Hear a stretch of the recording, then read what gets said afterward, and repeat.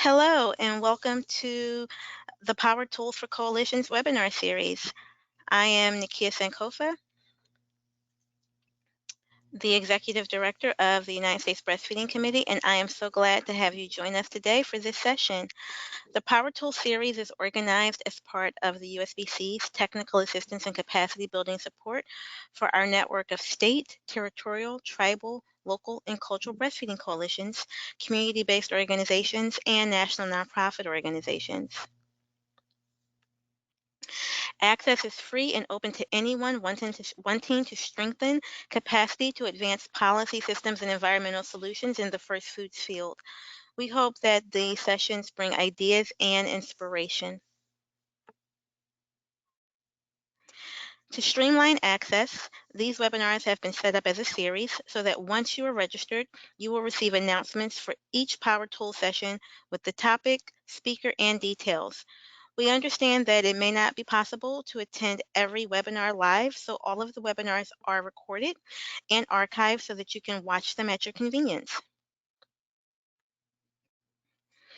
For slides and handouts for this session and to access the recordings of past sessions, you can go to the Power Tools webpage. The link is there. It's at through U.S. Breastfeeding Organization's website. To find the Power Tools page from our homepage, which is usbreastfeeding.org, click on the Learning Collaborative tab, and then click on the Power Tools options, which will take you to the page. Since we have a very large number of attendees, um, um, and we need to keep the audio quality clear. Participants are in listen-only mode. However, we hope that this session is as interactive as we can make it be, and so please feel free to share your insights and questions throughout the presentation by using the questions box. And here's how you do it. You can go to the control panel on the right side of your screen. If you don't see it, it may be minimized. Click on the orange tab and it will pop back out. If you scroll down below the audio section, you'll see a tab for questions. When you click on it, it will open up a box for you to type in. Please look at your chat boxes as the presentations begin. We will post a couple of questions for you to consider as you listen to the presentation. If you have any audio or technical problems during the session, please send an email to coalitions@usbreastfeeding.org. And that brings me to today's topic, ethical leadership. What does this mean for my organization? Ethics is not often perceived as a fun topic of discussion, but is such an important aspect of all organizations. In fact, effective ethical leadership cultivates an ethical climate that is fully transparent and free from conflicts of interest. Therefore, it's imperative to lay a solid ethical foundation for your organization to flourish. In this presentation, participants will gain a better understanding of how the topic of ethics plays into various organizational types. Participants will come away being able to differentiate between and among nonprofit laws and duties, and how each of these affects the ethics of their organization. To bring the topic of ethical leadership to life, participants will experience authentic organizational case studies as presented by organizations outside of USBC. I am thrilled to introduce today's presenter. Actually, we have three. Lisa Akers, who's a PhD, RDN, IBCLC, RLC, and FAND, has been working in the field of public health and human lactation for nearly 20 years, where she spent nearly 15 of those years with the Virginia WIC program prior to obtaining her doctorate. Lisa is currently the program chair for the Bachelor of Science in Maternal and Child Health, Human Lactation and the Master of Arts in Health and Wellness programs at Union State Institute and University. The focus of her current research is on organizational leadership as one of the many factors that influence quality perinatal care and breastfeeding outcomes. We're excited to hear from Lisa. We're also going to hear from Lisa. Lisa Akers is a registered dietitian and a fellow of the Academy of Nutrition and Dietetics and an international board-certified lactation consultant. Lisa has served on numerous national and international boards and committees, including the Women's Health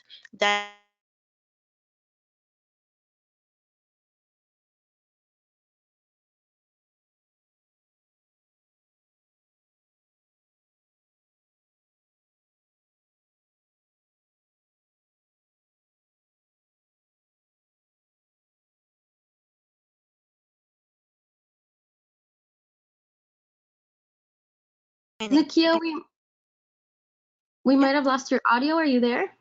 I'm still here. We lost you after Okay. Well, let's hear from Lisa now.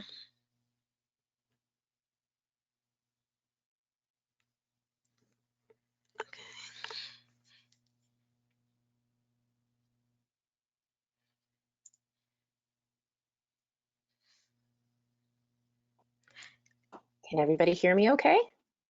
I hear you. All right. Thank you so much for taking the time out of your day to, let me pull up my presentation first, for taking the time out of your day to join me here for this presentation. I realized when I was, pulling it together, I realized that, ethics and ethical leadership isn't exactly the most exciting topic. And so I am going to go through the basics of ethical leadership, talk to you about some of the foundational pieces. But I've also asked two other organizations to join me today because I really feel like hearing their specific cases and what their organizations have done with regard to ethical leadership will sort of seal the deal, so to speak. It will send this information home and help it to be processed better. It's always good when you can apply the information or hear how the information has been applied to you. So with that, I'm going to turn off my camera because I don't want to be too distracted, too distracting to anyone. And we'll go ahead and start the presentation. So what does ethical leadership mean for my organization? I want you to keep remembering that as you're listening to the presentation today. Keep thinking about your particular organization and the hat that you wear as you're sitting through this today. So let me see if I can minimize this here. All right. So the takeaways that I want you to leave with is that I want you to be able to demonstrate how ethics and ethical leadership can be applied to various organizational types. So most of us, probably all of us that are here today have a nonprofit hat on of some sort. And that's really what I'm going to be focusing on. But there is a difference between ethical leadership and certain organizations, particularly when it comes to laws and duties. So I'm going to get into that. I want you to be able to differentiate between and among those laws and duties. And at the end, I want you to be able to formulate your organization's stance on conflict of interest.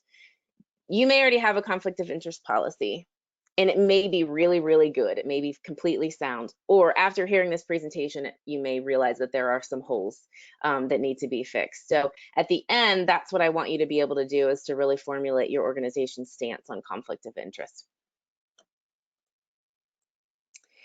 So let's think about ethics. I'm just going to spend a couple of minutes here because I want you to think about what the word ethics means to you personally.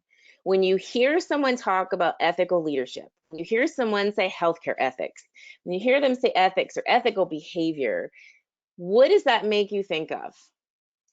How does ethics play out in your personal life? How does ethics play out in your daily life? Those that you come in contact with on an everyday basis, and how does it play out for your business, your organization, your company, your firm? How does ethics play out? What does this mean to you personally? I'm going to just take a couple minutes and I want you to think about it because I'm going to keep coming back to this.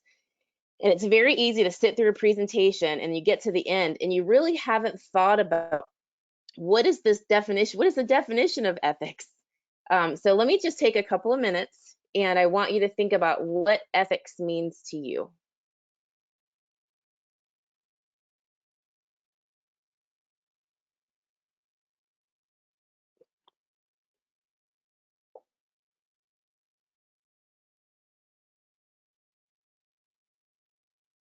All right. I think I gave you a couple of minutes. I didn't even look at my clock. My apologies. So with that in mind, let's talk about some of the definitions of ethics. Okay. So when asked about ethics, some people will say ethics is a set of moral principles. You will hear that very often if you ask someone about ethics. Other people will say, well, it's something that you should do, but you don't necessarily have to do. Ethics, you'll hear people talk about that it should govern behavior. So you talk about ethical behavior. And then some people will actually say that ethics is a duty. And in all honesty, if you're in the healthcare industry, it is. You do have a duty to uphold ethical behavior. So it depends on who you talk to, but most often you're going to hear one of these definitions or some version of it. So when I gave you some time to think about your definition of ethics, just hypothetically, is this one of the things that you mentioned? My guess is yes. We could have stuck a poll in here and I could have asked you this, but my guess is you probably came up with one of those definitions there. So when did we begin to focus on ethical leadership? You know, I've been in the breastfeeding field and really public health for many years, and probably over, I'd say, the past 10 years, I could put my hands on it. I have a couple of different credentials, as you saw after my name, alphabet soup. But in both of the credentials that I hold, over the past, I would say, 5 to 10 years, there started to be the requirement for continuing education along ethics. So at one point, did we become focused on ethics and ethical leadership? Well, there's really two main components that I personally feel like have really focused on ethical leadership in our field. So let's dissect these a little bit. The first one was the Sarbanes-Oxley Act of 2002. This was when all of the corporate and accounting scandals hit. If you were around then and you were in the working environment, you probably heard about some of those. The Sarbanes-Oxley Act of 2012 really only applies to corporations, investor-owned corporations. It really doesn't apply to anybody else. But the fact of the matter is that it affects everyone. So it may not apply to nonprofits, but it affects us, because what happened was it led to a general trend toward external oversight, because there were so many scandals going on and so many financial squanderings. You know, people started really focusing on, if there's an external body involved, maybe this stuff wouldn't be happening. It also really led to an increase on ethics and ethical leadership. And that around this time, and we'll talk about this a little bit later, but around this time in the early 2000s is when ethical leadership, the study of ethical leadership, really took off. The other part of this is the unethical treatment in healthcare. This is really, we've had some recent stories in social media. You know, so this is fairly fresh, but this is really when what led to the external oversight and accreditation of healthcare organizations, because it was thought that a third party accrediting organization could help turn around the ethical behavior and the ethics of an organization. Really what we're talking about here, there's a lot of institutional and personal implicit and explicit bias going on in healthcare, and we all know that, especially those of us in the breastfeeding field. We've been talking about this for quite some time, and it's some of the work that Usbc is actually doing. So these two things coupled together has really put a focus on ethical leadership in our field in particular. So I'm going to give you the definition that I use most often for ethical leadership. My PhD is in leadership, and I spent a lot of time studying ethical leadership because I'm in the healthcare field, and it just makes sense. Remember what I was telling you, that around this time is when, around the time of the Sarbanes-Oxley Act is when a lot of the research started coming out and being conducted really around ethical leadership. So the definition that I use is from Brown and his colleagues. It's from 2005. So again, it's around this time that they really started breaking through with some of this stuff. So the demonstration of normatively appropriate conduct through personal actions, interpersonal relationships, and the promotion of such conduct to followers through two-way communication, reinforcement, and decision-making. This is the definition that I use all the time. This is the definition that I used in my own research. And so when people are talking about ethics and ethical leadership, oftentimes I will pull this pull this definition right back out to really explain what it is we're talking about. Ethical leaders themselves, if you ask someone to explain an ethical leader, a lot of times they'll give you a name. They have a hard time really explaining what ethical leadership is. This happens with my students quite often. I'll ask them about ethics and ethical leadership, and they will give me an example. They will give me a name of an ethical leader, or to counter that, they'll give me a name of an unethical leader, because there is some scholarly studies done around unethical leadership. But usually, if you get down to the bottom line, ethical leader is perceived as fair, honest, and trustworthy. They communicate high performance standards, and they act as role models. So this is the key here. They're fair, honest, and trustworthy, and they act as proactive role models. Again, this is from Brown and his colleagues. So when we talk about ethical leadership, we really need to talk about the organizational climate and the ethical climate. These two really work in conjunction with each other. An ethical climate really reflects the values that are really not otherwise discussed in an organization. So I'm quite sure if I asked for a show of hands, if I was giving this live, if you've ever been in an organization, whether you've volunteered, you've just stepped foot in it, you've walked in it, and there's a certain or a certain climate, and you can feel it when you walk in the room. Maybe I'm super sensitive to this stuff, but you can tell right away what the organizational climate is when you are within that organization. It's just not something that's usually talked about. An ethical climate is a work environment that determines what constitutes ethical behavior at work. So these two sort of work in conjunction with each other, because the organizational climate reflects things that aren't always talked about, and the ethical climate is the organizational climate that constitutes what's ethical behavior at your work. So if you're sitting in a work office, you know what's ethical behavior and ethical not behavior in general, but is that different in your particular organization? Is it different than it would be in any other one? Okay, that's going to be your ethical climate. Okay, so I believe we have a poll here, so I'm going to pose the question, and then I will let Miriam pull up the poll. Who is or are the leaders in your nonprofit organization? If I asked you this without looking ahead to my slides or anything else, who would you say are the leaders in your nonprofit organization? I'll give you a couple of minutes to answer.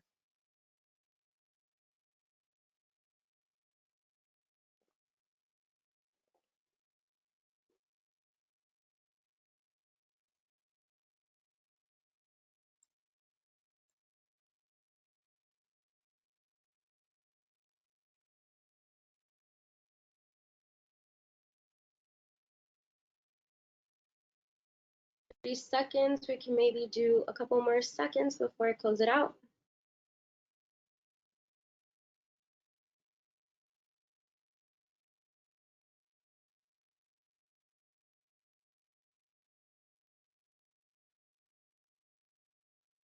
All right. Okay, so we have a pretty good mix here. Overarchingly, people are saying the board, followed by the executive director, followed by the staff, and then the president and the committee members. Okay, okay. Thank you, Miriam. All right, so what's the answer? What's the true answer? Oh, let me get my slides back up here. There we go. The answer is all of the above, because it really depends on the circumstance, and it really depends on the audience that you're talking, who you're talking to, and the circumstance. The executive director, the board of directors, the president of the board of directors, the committee members, and the staff all are leaders in the organization. Everyone has a different job description. Everyone has different roles and responsibilities. But, given the situation that you're in, say you're at a conference and you are a board member and you're at a conference, you're not attending on behalf of the organization itself. You just happen to be a board member at a conference. People know that. They pay attention to who's on the board. At least I do. Pay attention to who's on the board. They're watching your actions. So are you standing up, leading the organization at that point in time? No, but you're a board member and you are a leader of that organization.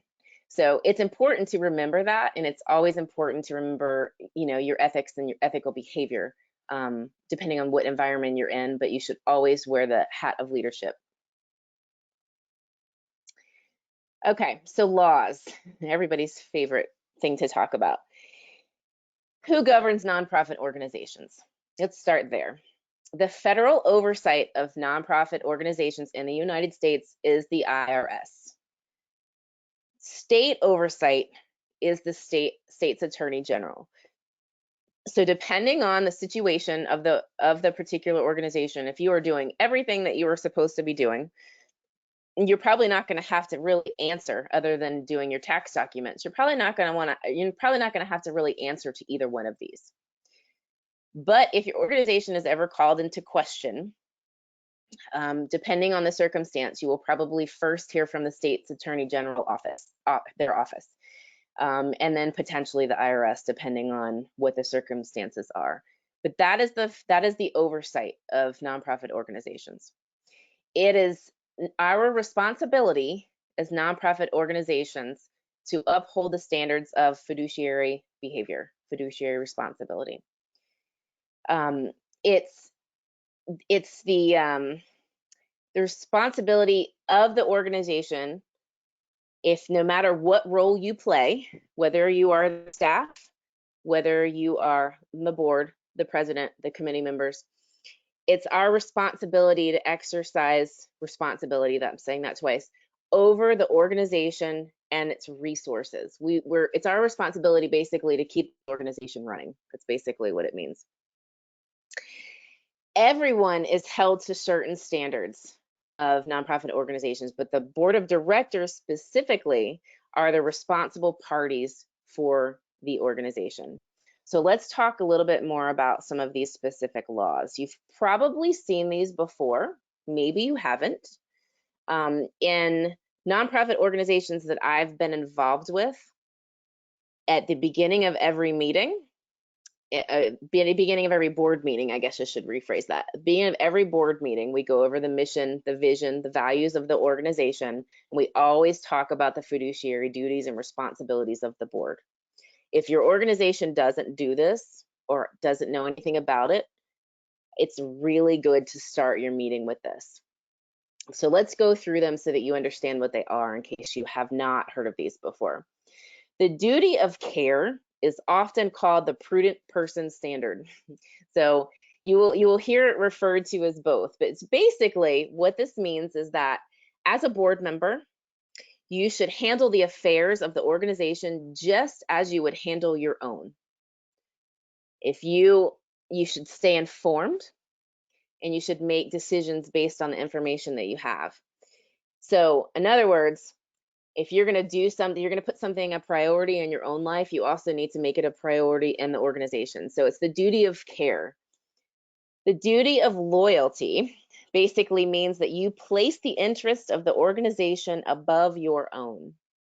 So when you walk into the room for a board meeting, take off your personal hat. Just get rid of your personal opinions. You are a board member and your sole responsibility is to maintain the resources and keep this organization running as you know best. The duty of obedience basically is to comply with the federal and state laws. And obviously reporting to the state's attorney general and the IRS. That's part of the duties of obedience. Another question that I have for you is, how does your organization reflect its ethical standards and values? It should be reflected in all of the possible ways I have listed here. Your ethical standards and values should be reflected in leadership, should be reflected through an ethical climate, should be reflected through a code of ethics and or a code of conduct. If you don't have this for your organization, this is something you really need to think about, and Usbc can be a role model in this sense. through an ethics committee. And again, Usbc does have an ethics committee. So again, you can look to Usbc here. Minimizing conflicts of interest, we're going to go into heavily later in the presentation, and through public transparency, which we're going to talk a little bit about in just a second. Actually, on the next slide. Public perception. I cannot say this enough. It is so, so important for your organization to maintain a good public perception. Why? Because it's going to affect your reputation. What happens if you have a really good reputation or really bad reputation? It's also going to affect your current and future funding. So whether that is donor funding, whether you get minor donor, major donor funds, or even grants. You have a bad reputation. Do you think someone's want to give you money? Probably not. It affects your credibility with other nonprofit organizations, with other organizations like yours. Breastfeeding is what I mean, not necessarily nonprofit. It affects risk management and case law. So by case law, what I mean is whether or not your organization is taken to court based on some of the actions that they've done. So public perception, I cannot hone this enough. It's so vitally important to maintain a good public perception. And it's the same part of public perception as public transparency, which is why I put these slides back to back. How can you be a transparent organization? What does this mean? This means that you hold public meetings. So your board meetings ideally should be open. If there are matters that need to be discussed among just the board, then you have a closed meeting and you excuse everyone that's in attendance, you excuse them from the meeting. But those should be advertised. People should know when your board meetings are happening, and then you should schedule time for an open part of the meeting and a closed part of the meeting. You should have your tax documents readily available to the public. Your IRS 990 is what I'm referring to. If you have a website, it's ideal if you can put that on the website. People can find the IRS 990 all different places. So if they want to find it, they're going to find it. But it's ideal if you can have it visible to the public. Also, public making your organizational documents and your policies available to the public is wise. You don't have to go into some of the nitty-gritty details, but just letting the public know that, hey, we do have a code of conduct for the organization. I think that's really important. And then having your internal controls straight. And basically what I mean by this is, I don't mean that you have to be a really large organization where you have an executive director, and then you have a deputy executive director, and you have your controller of the finances. Like, you don't have to have all these specific positions, but internal control means that you don't have one person doing everything. You need to have some checks and balances here to make sure that you are being publicly transparent, you are behaving ethically, so to speak, within your organization, and maintaining your finance. So if you don't have multiple people in these roles, then you need to think about what kind of checks and balances you can put in place for some internal controls. Okay, the next part of the presentation is all about conflicts of interest. And I'm really going to go through this and ask you some rhetorical questions that I want you to think about. I could hammer a lot of this stuff in. I could actually spend several hours talking about conflicts of interest in these particular areas. And I'm happy to take questions about those. But more importantly, I want you to think about some of the questions that I'm going to pose to you, because I think that that's more important than diving into this specifically. So let's talk about financial conflicts of interest. These are the things I want you to think about. Does anyone in your organization have a financial tie to the organization? Do you receive monetary support? Do you receive any kind of funding from an organization in which you personally or your family has ties? And the last one is, do you receive any kind of kickback, any kind of financial kickback for work with your organization, for work with another organization? Is another organization giving you financial kickback? Not to say that one in particular is a conflict of interest, but it very well could be. So you need to think through those particular situations to see if you have a conflict of interest in the financial realm. So let's talk about loyalty. That's going to be the next one. Does anyone in your organization, and I'm really going to say board, does anyone on your board support or work with a competing organization? Are your organization's board members also members of other boards? This is perfectly fine if they are. You can wear board member, you can be a board member on multiple organizations, but sometimes that's really hard to do because you tend to be favorable towards one organization and not another. So it's really ideal if you're going to be a board member that you're a board member on one organization. When your term's up, then you can move on to another one. Wearing board member hats for two organizations at the same time, it can be a challenge when it comes to conflicts of interest. So just keep that in mind. All right, let's talk about roles and responsibilities, okay? The purpose of a nonprofit organization, the purpose of the board of directors of a nonprofit organization, let me rephrase that, is to govern the organization, to act in the best interest of the organization, to look out for the resources, and to govern the organization. The purpose of a board of directors is not to do the work of the organization. I see this all the time and it drives me nuts. It's that you should not have a working board. You should have a governing board and you should have committees doing your work. So you really need to think about it. Even if you might be a very small nonprofit, you really need to think about that, because if your board members are doing the work of the organization, then they're either going to be overworked because they're governing and they're doing the work, or they're not going to be governing very well.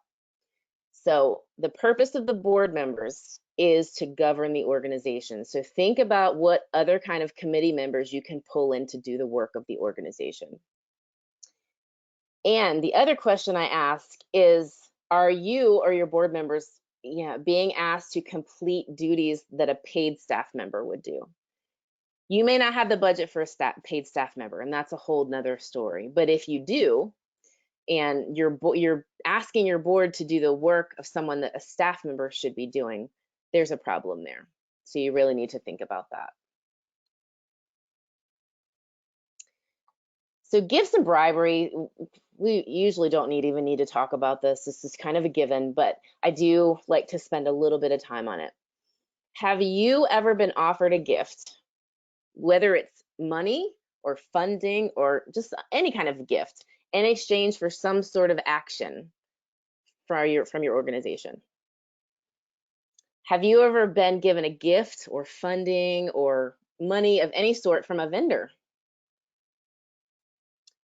And does your organization have a policy in place for gifts? Gifts are often looked at as bribery, and that's why I put gifts and bribery on here. If you don't have a policy, or if you don't have a conflict of interest policy and it includes gifts and bribery, you need to add that. That's very important.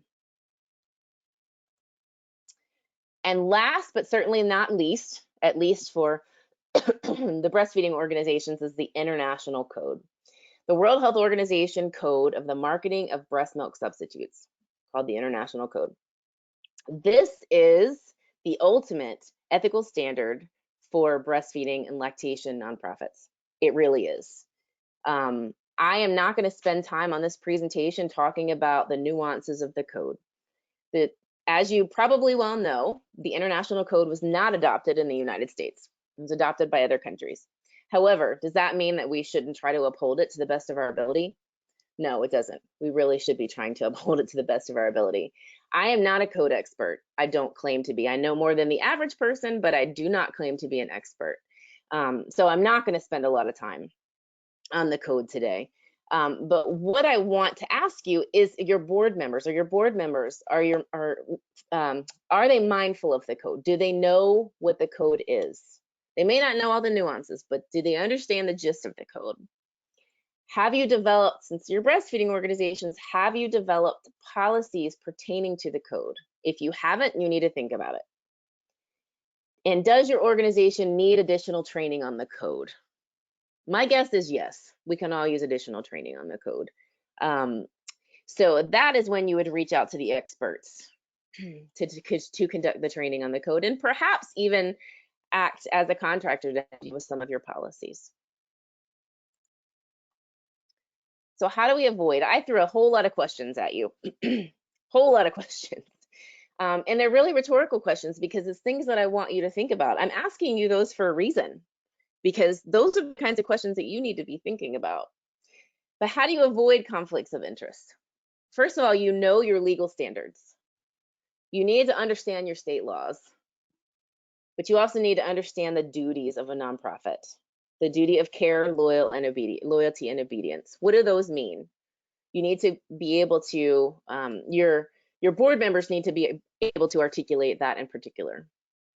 If any issues arise, deal with those conflicts of interest issues right away. The other thing I always say is stay ahead of crisis communication.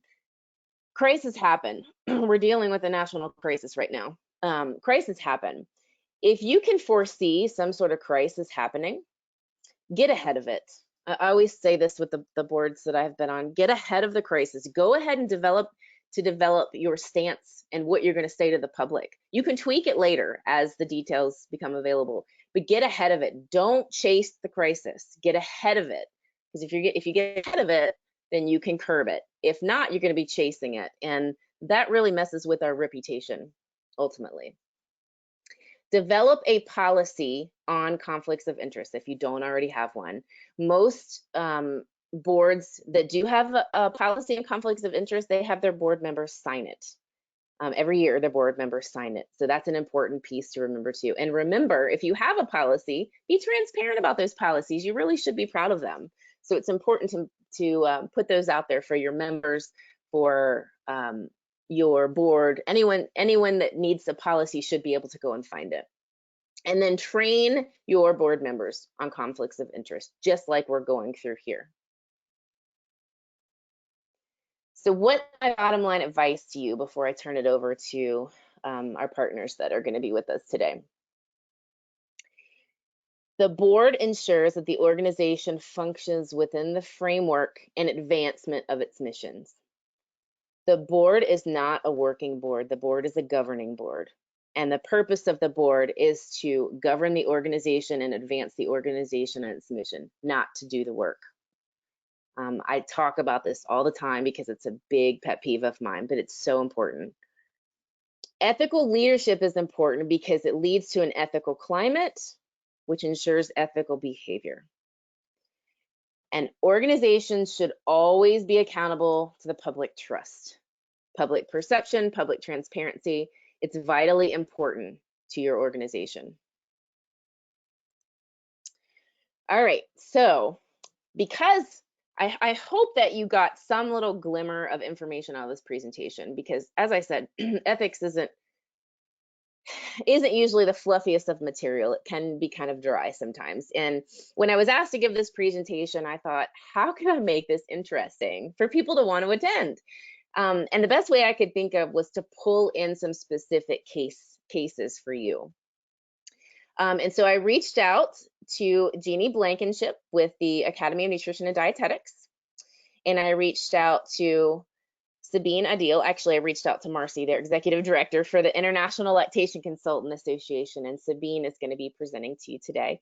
I will let them introduce themselves, but they basically, what I charge them with, I know the specific cases they're going to be presenting, and I think that both cases are the ideal snapshot of what ethical leadership looks like in real life.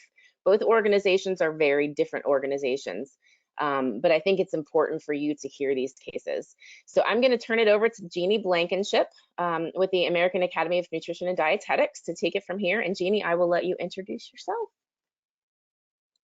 Great, thanks, Lisa. Just want to make sure that everybody can hear me okay. Yes. All right, great. And you're seeing my screen, or are you seeing my face?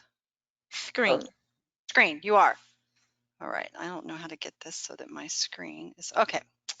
Make sure I'm seeing my screen. So thank you, Lisa, very much. And it's great to be reminded of all the important information that you shared in the previous section, I really just extend my thoughts to all of you during this difficult time. I know that we're all facing some unprecedented times. I think for us professionally, no matter where you come at breastfeeding from, whether you're a nurse, a dietitian, a lactation consultant, a physician, that in order to respond to this national crisis, there really is a significant relaxation of regulatory barriers, and that includes professional licensure. And it's necessary during this time, but it is possible that there also will be some unintended consequences. We know that it's temporary in its intent. However, we're not sure what this is going to look like and for how long.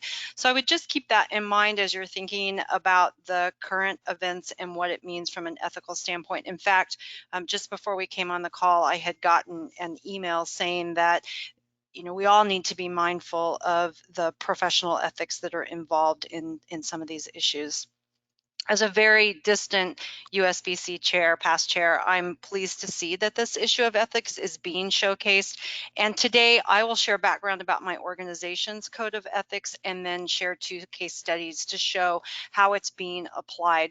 And I think you'll see that that leadership happens really in a joint and unified process, not only from the governing body or the board of directors, but also then through the accreditation body or the registration of dietetics, and then looking at the professional organization where I work. And we all work together to make sure that this code exists and then that our members understand it, but then we're also charged with helping it be not just documents on Word. So how do you take something that is written on paper and put it to life? So that's my hope today, is to be able to share that information with you. So the Academy of Nutrition and Dietetics has championed a professional code of ethics along with the Commission on Dietetic Registration for over 90 years. And in order to maintain professional registration as a registered dietitian nutritionist or a nutrition and dietetic technician registered, individuals must complete at least 1 hour of continuing professional education on ethics every 5 years. So if someone attended this session today, for example, that would help them to meet their continuing professional education goals. The code for the nutrition and dietetics profession is intended to provide guidance for professional practice as well as decision making. And the primary goal, as noted here, is the protection of the public. We define public very broadly, everyone from the individuals that we serve to communities, organizations, and so on. The foundational ethical components of our code include the following domains: autonomy, non-maleficence, beneficence, and justice. And these are not the names of Disney characters, despite the similarity. These are just the 4 main domains, and they will form the foundation for the principles within our code of ethics.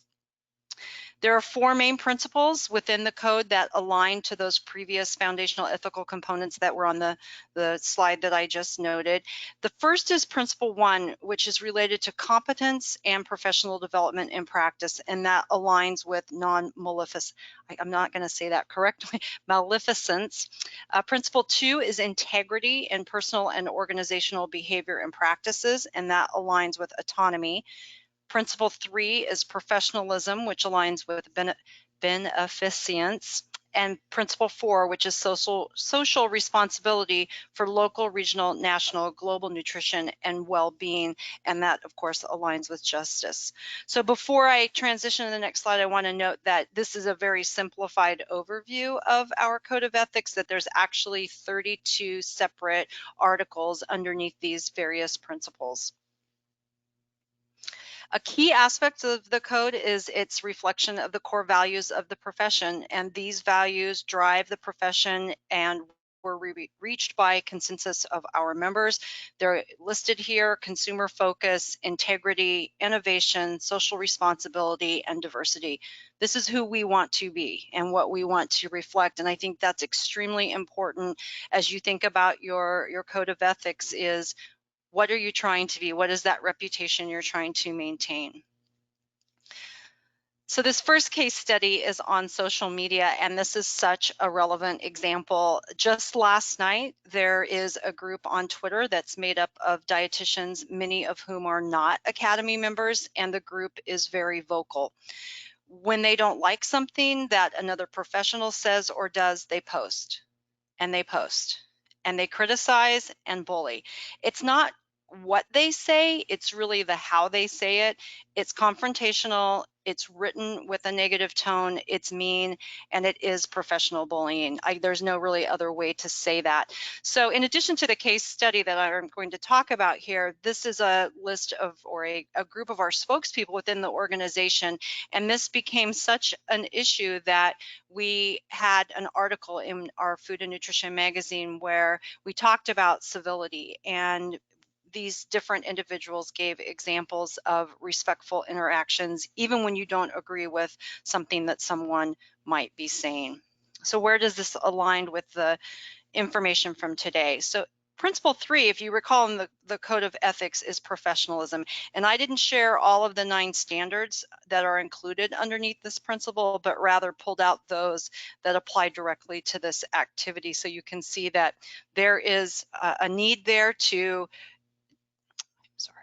demonstrate respect and be constructive, to show professionalism at all times, and then to really refrain from verbal, physical, emotional, sexual harassment. But it's not just between the members of the organization, that also extends to staff and colleagues. So this is really an important area for us. So considering that that was one of our principles and that we were having and continue to have, as I mentioned, that this was occurring as recently as last night, we developed a program, a solution, and we needed to consider our ethics and what we wanted to happen based on our core values. And then we needed to give our members a way to achieve this and attempt to change the social media norm.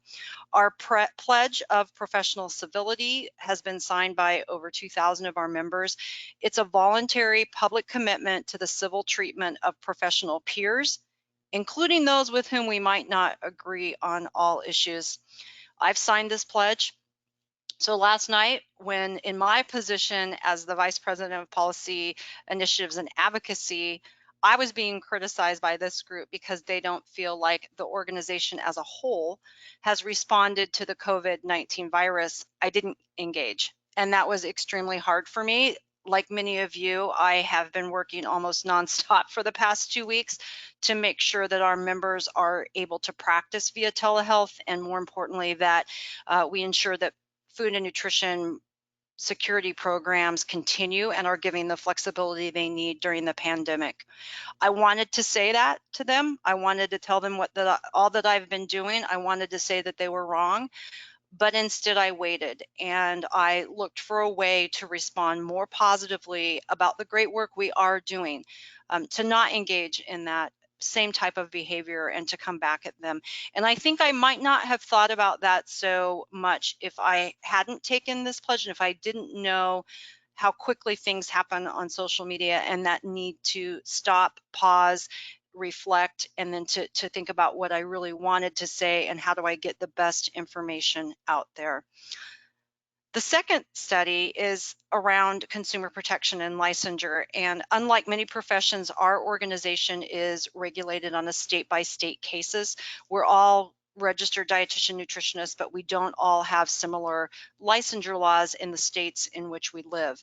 This map shows you how that varies state by state, and this is important right now because licensed practitioners will be allowed to practice across state lines. That means if you're from Michigan with no licensure, somebody from Illinois could provide services in your state via telehealth, but you can't go to another state because you don't have a license. So you can see how there's a barrier to practice that is in place because of these licensure laws. One of the biggest barriers in terms of professional regulation and the need for dietetics licensure laws has been this question of, well, why do we need licensure? Dietitians just talk about fruits and vegetables. Anybody can talk about food and nutrition. Everyone's an expert. So there seems to be a disconnect between basic nutrition education and information and medical nutrition therapy. So that pulls in integrity, which is our second principle. And again, I pulled out the 2 that I thought applied to the two standards that apply to this particular case study. And it, as you can read here, has to do with complying with all appropriate laws and regulations. So being licensed if you need to be licensed. But that second one, report inappropriate behavior by either a client or by another nutrition practitioner or another professional. And that's where that's very broad. It doesn't just include that we're looking for stories where people are providing nutrition information and they're not a licensed dietitian. It could be a dietitian, but it could also be another healthcare worker or somebody that doesn't have a license at all. So thinking about this issue of licensure and consumer protection and the need for our members to be able to report information, we have been asking members to do that, to report and collect stories of success as well as harm for decades. And some states have done this really well. Others have had challenges with collecting the information. The reason that this is important is because we use these stories when we talk to policymakers about what can happen when there isn't licensure or when people that don't have the education, the training, and the competence to provide a specific service do so, and the resultant harm. So here's an example. When we ask our members to do this, but we lack that systematic way to collect it. And then we came up with this incident reporting tool, which is currently being launched. And as an example of the type of information that would be entered into this tool, we had a situation in a state last year, I won't name which state that it is, where another professional, so it was not a dietitian, but was a licensed practitioner, saw a family in a setting, and the child had extreme food allergies. And so this individual told the parent that they should give their children raw milk. And the parents did do that. And in fact, around that time, not only this child, but about 8 children in that state and in that local area ended up in intensive care, fighting for their life. And 2 children that were from one family were at risk of dying simply by consuming this unpasteurized milk.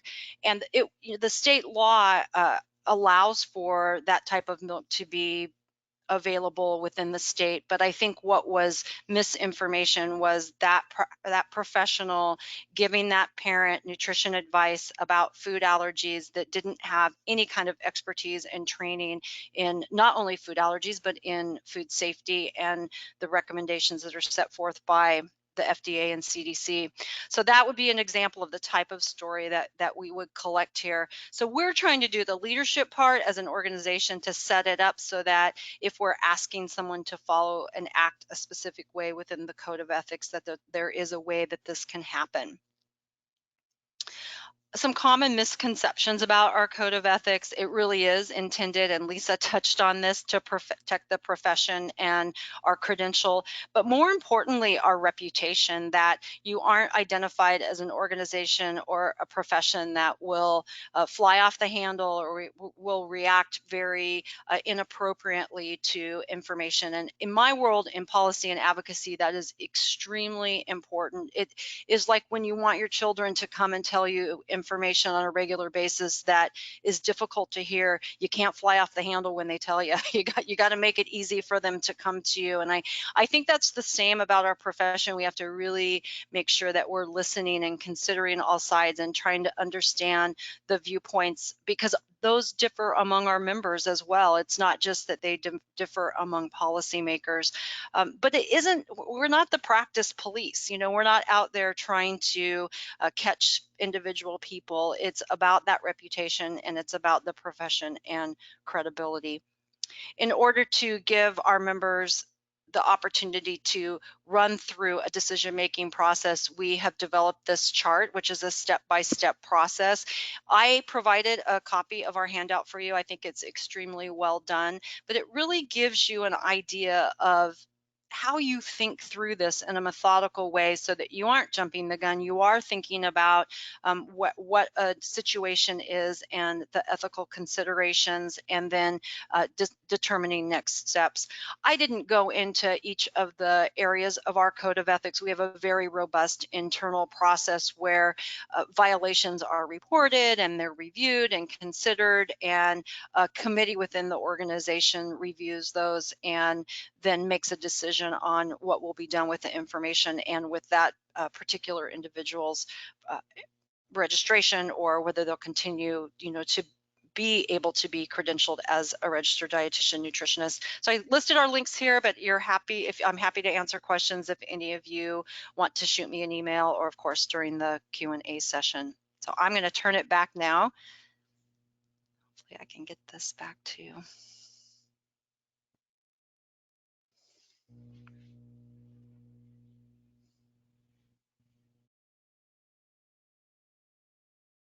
All right, I can introduce Sabine. Sabine Adil is on the board of directors. She's actually the International Lactation Consultant Association's president-elect, and she is joining us from Nigeria. So hopefully her internet will work okay for her. Yeah, fingers crossed. So Sabine, I will let you introduce yourself. Tell us a little bit about yourself. Thanks. Thank you. Hello, everyone. Thank you, Lisa, for inviting Ilka. We are excited to present our case study here. Well, you introduced myself, so I can just start if Miriam will give me the controls. Did I get it?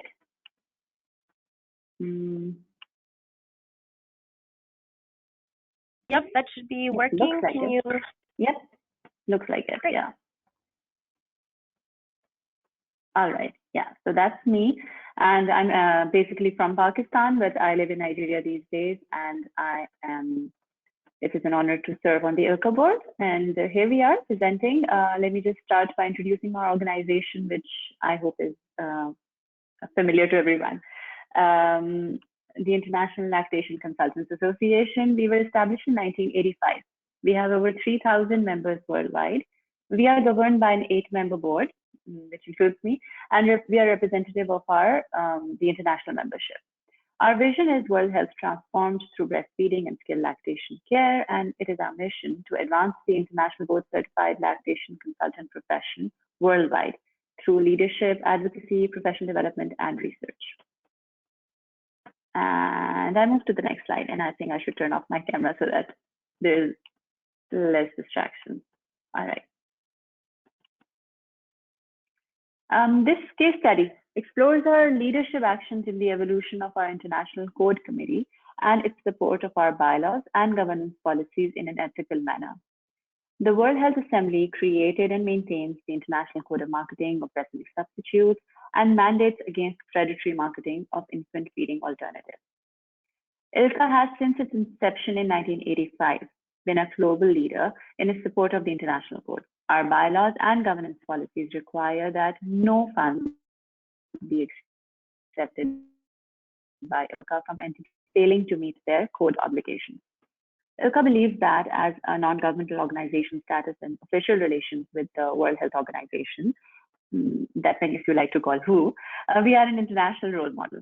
We stand and believe that organizations can operate with fiscal responsibility while also supporting the international code. The responsibility for the support and enforcement of the code in our day-to-day practices had varied since 1985. One of the key areas that the International Code impacted in our day-to-day operations was in our conference vendor exhibits. So with that in background, I'm just trying to change my slide. I don't know if it's working. Sorry, bear with me, please. Yeah, looks like it's working. ILCA has always said we are in the business of education and professional development, but not code compliance determination. Due to its complexity and legitimate susceptibility to varying interpretations, the code is often difficult even for recognized experts to uniformly discern. Historically, ILCA has used outside experts to advise it on code matters involving specific advertisers or booth vendors at ILCA. Yet this process put the final decision back into the hands of the ILCA board or the staff, many of whom lack the technical training on code interpretation. So this form of decision making impacted several areas. Firstly, it was producing on-site determination of code violations that would not allow vendors to align to the code. Many vendors were unaware of their code violations, and due to the timing of the on-site notification, they were not allowed the opportunity to become code compliant. Also, by inviting vendors who were not code compliant, ILCA could be seen as not supporting the code. Relationships with vendors, board, and staff members were becoming stressful and placing individuals in uncomfortable situations that often could not produce the collaborative partnerships ILCA was seeking. So our ultimate goal was to take the code interpretation out of the boardroom and management offices and seek evaluation from world-recognized, independently trained experts who are free of conflict of interest. So what was the solution? Our solution was to establish a global panel of volunteers who had extensive training and experience monitoring the code to assist ILCA in addressing matters pertaining to interpretation of the code of our operational needs. Thus, in November 2013, the ILCA board voted to revise implementation procedures of its code supportive advertising policy by creating the International Code Committee. This committee uses a panel of experts independently trained and recognized for expertise in the international code interpretation and application. The committee would be authorized to make binding interpretations on potential advertisers for purposes of ILCA advertising and management for the time and event-specific purposes of the organization. So the code committee has been working for all of these years, and as an example for this year, the 2020 International Code Committee. This year, the board has tasked this committee to do two things. Firstly, they will be assessing all ILCA conference exhibitors and advertisers for code compliance. And then secondly, they complete the development of a checklist for vendors to self-audit their companies in advance of applying to be an ILCA vendor. This educates the vendor and streamlines the committee assessment and voting processes. The committee utilizes a decision matrix to assess relationship considerations, and this was the resource for creating a self-audit checklist. This year, over 100 vendors have applied to be exhibitors at this year's conference, and to date, 40 vendors have been approved through the code committee approval process, and the process, of course, is still going on. So this example of an ethical adjustment has created strong results for ILCA.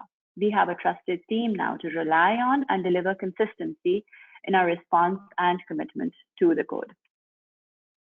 So that's all from me. And thank you very much, everyone, for listening to me. And I think I will hand it over back to Nikia for questions. I think we're ready for questions. And yeah, here we are. Thank you, Sabine. And Lisa and Jeannie, that was really, really an excellent overall presentation. And personally, I found it very interesting. And I think that all of us are coming here and we're representing organizations, and we're all committed to doing excellent work in our communities, no matter where we are. If we're working at the national level, the state level, really at the local level, or even at this international level like ILCA. And so I think that it's super relevant. We have a few questions. Let me see if we have any questions that came in on the chat. But we also we have a few questions that we had already primed out there for you, but I would just wanted to thank you because I found that it was highly relevant. I'm here taking many notes. Thanks for having us. Okay. So let me see. I'm going to open up this thing here to see this question. Okay. So for Sabine, I'm just curious, and this question is coming through. How many people are on your code review panel? And can you tell me a little bit about the matrix that you're putting together? And how is everyone feeling about this thing kind of being separated from the staff management place or the board place? And how are you translating with this team is coming together in their knowledge? How do you it back to staff and board so that it's not just kind of them who are in this space of decision making. While they're in the decision making space, how learning being transferred back to other members of the team? So we have our code committee is formed every year. We of course have we open volunteer applications, and that's where we get the code. Of course, the board is involved in the decision making of formation of the committee, but we would always have a board liaison and a staff liaison. And our staff liaison, it actually happens to be on the call. Let me see if I can. Marcy, are you there? Would you like to take this question? Otherwise, I can continue talking. I'd be happy to. Can you hear me? Yes. Yes. Okay. We have the International Code Committee is run by one of our staff liaisons in partnership with me.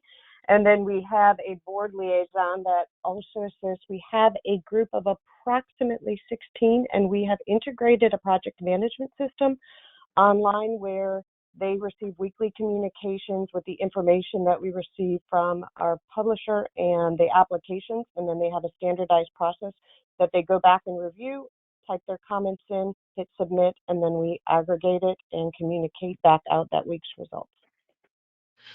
Thank you so much. That was helpful. This is probably still for you, Marcy, a question that came in the chat box. It's not quite about ethics.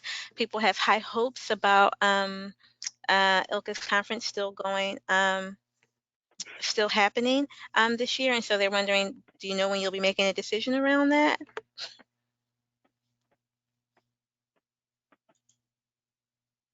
I would say too, we're watching. Everything is changing day by day, and we have some notes out on our site to save the date, and we'll be communicating and monitoring the progress. Thank you. Mm-hmm.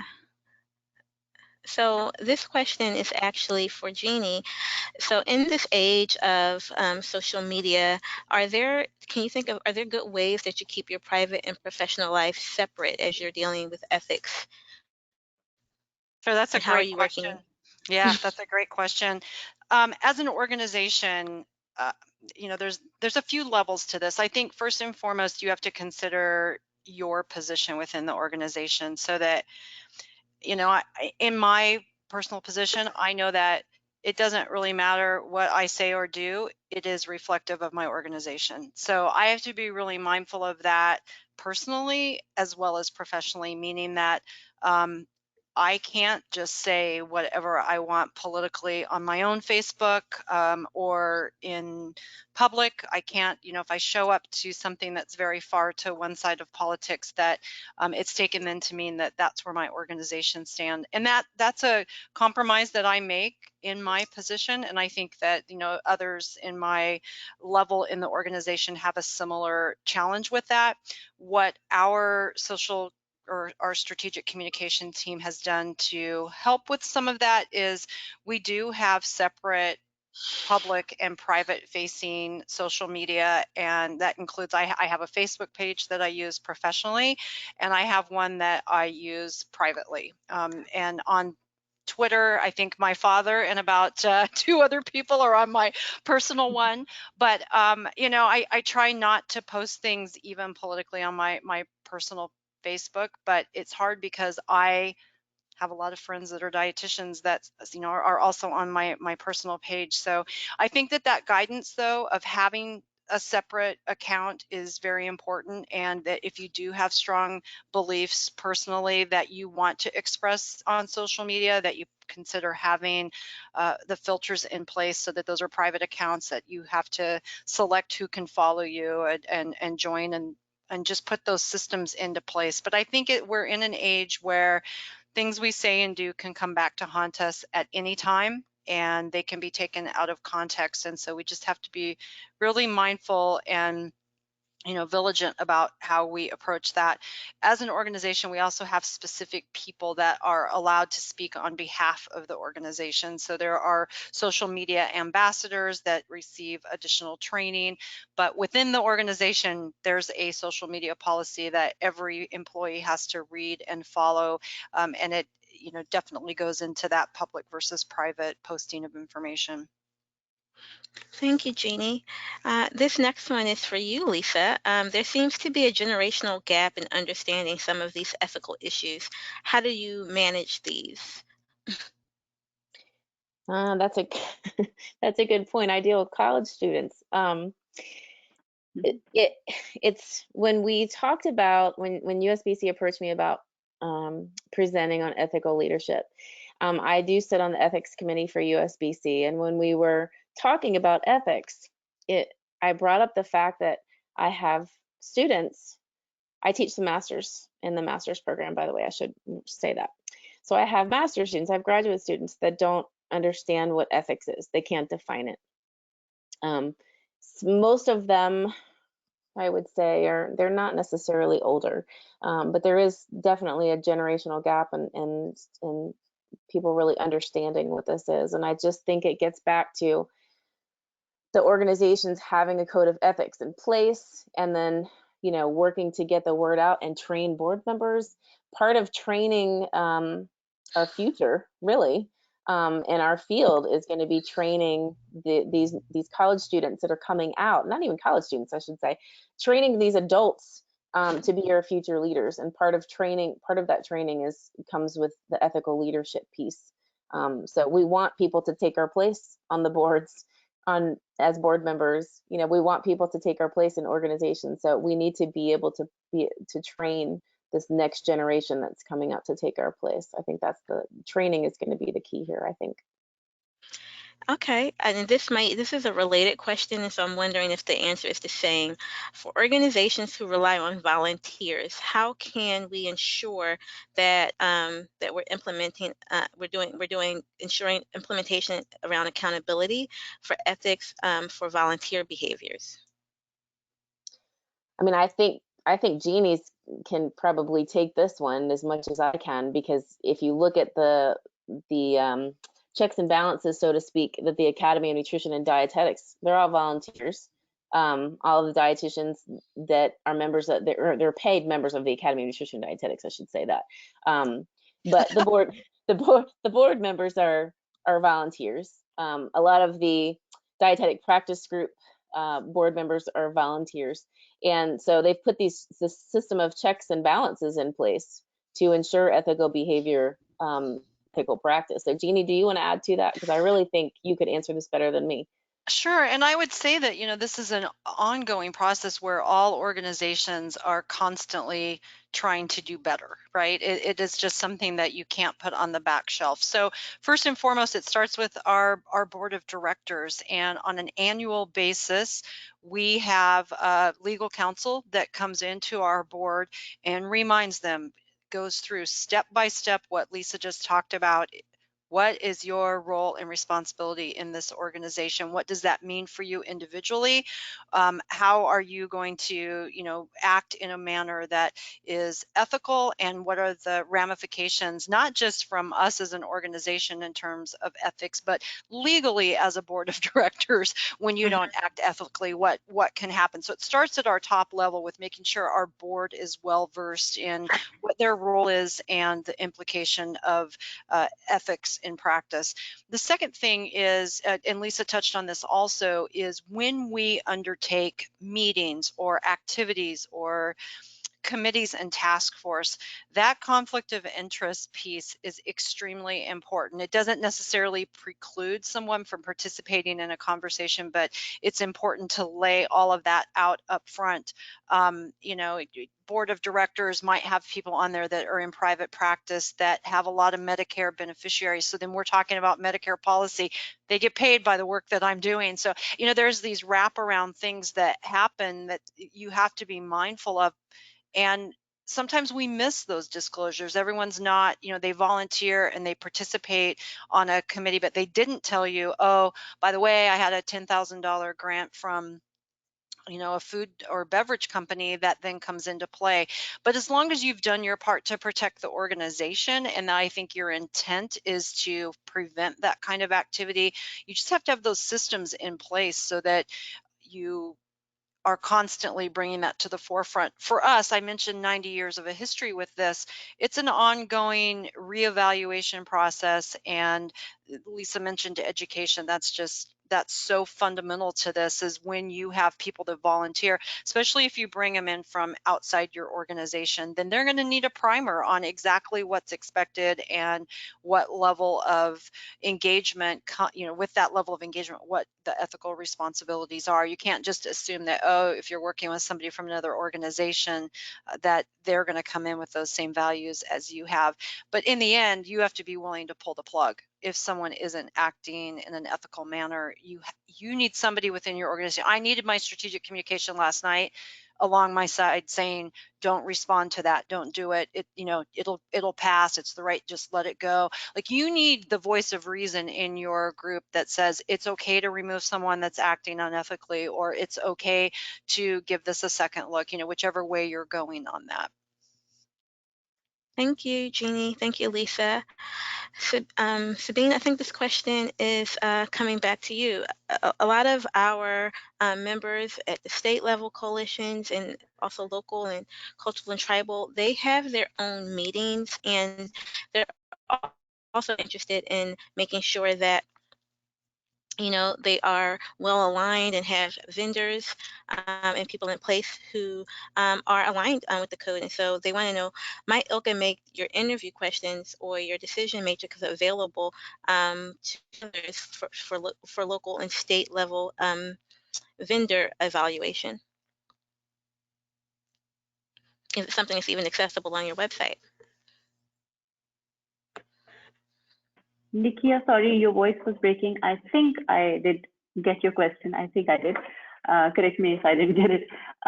Yes, you're right. Absolutely. There's no point in reinventing the wheel here, right? It's the same code that we're all talking about. And ILCA, it has a partners program, and we at the moment have it's in the development phase.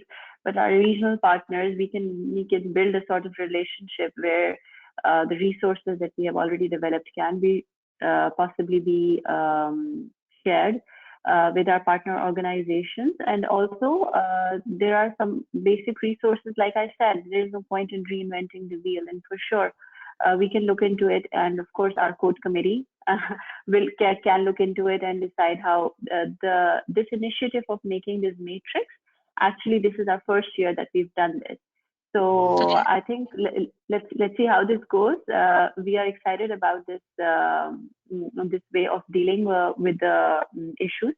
And after that, I think it is a good idea, and maybe we can look into it. Marcy, do you want to add something to it? Yes, I think as we get through the tool this year and working with it, it is definitely something that we can put into a case study and be able to look at how the decision trees or the matrix that we used worked, and I'll bring that back to the board. But our goal is to be able to I think one of the reasons that we wanted to participate in this is to share and learn from each other. So yes, thank you for that request. Thank you. So if there are other questions, you can feel free to put them in the chat box. I think I have one more question here.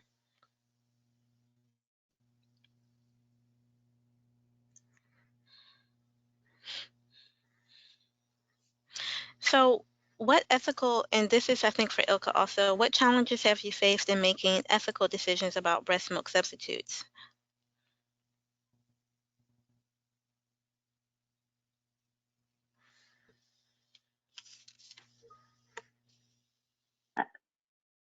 Sorry, Nikia, can you come again, please? So the question has come in, what challenges has ILCA potentially faced?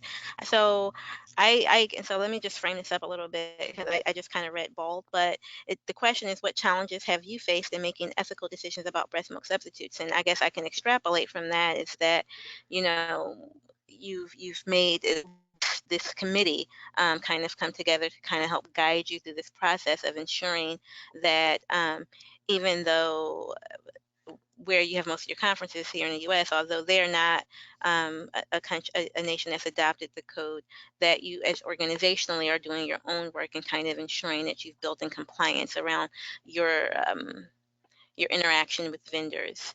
and whatnot as you bring them into the space of working with so many lactation consultants?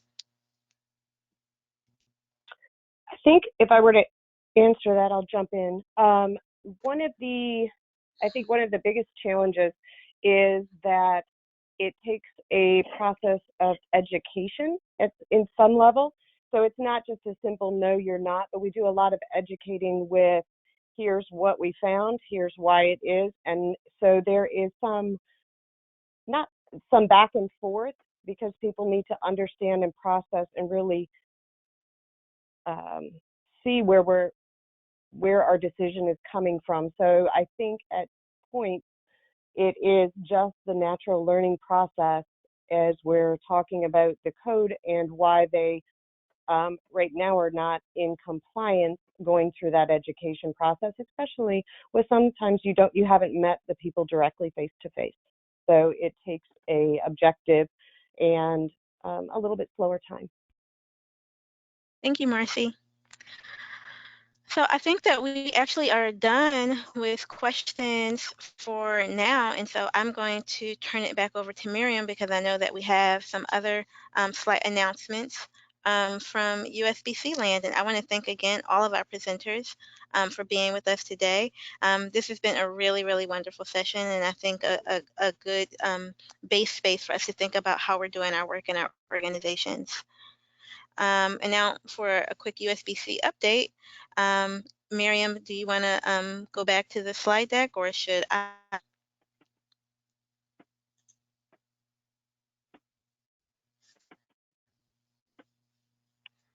All right. So you all should be able to see my screen. I have two screens, and so it's going to be interesting. So thank you for sharing all of your questions with us.